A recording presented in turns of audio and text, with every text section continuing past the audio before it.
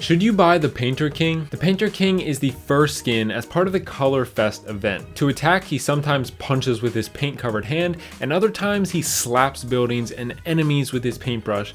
Unfortunately, they don't actually get painted red when he does. He's got all the animations and sound effects, but he doesn't have many visual effects. And yes, he spawns custom barbarians. I do like this design. It's simple, but not a bad design. When I first saw this skin, I was like, how are they gonna fit a painter into the Clash universe? But now I see it's centered around this Color Fest event.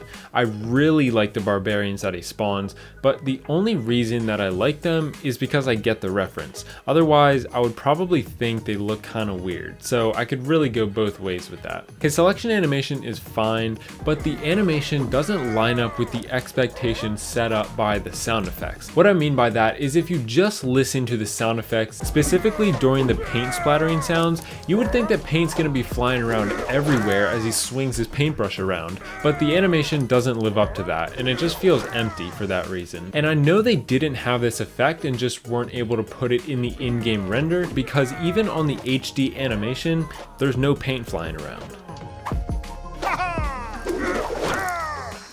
The design of this skin is overall fairly simple. The animations are all pretty basic. None of them take away from the skin, but they definitely don't make him stand out. For a legendary skin, I think there's so much more they could have done with this skin. They could have added a bunch of paint splashes as he attacks buildings and enemies. He could have been holding his paintbrush at his side and paint could drip off of it as he walked around. And the selection animation 100% needs to have paint flying around everywhere. It's not a bad skin, but it's not a skin that I would buy among other choices of legendaries. So I'm gonna put him in the B tier. So there's my breakdown. Now the decision is up to you.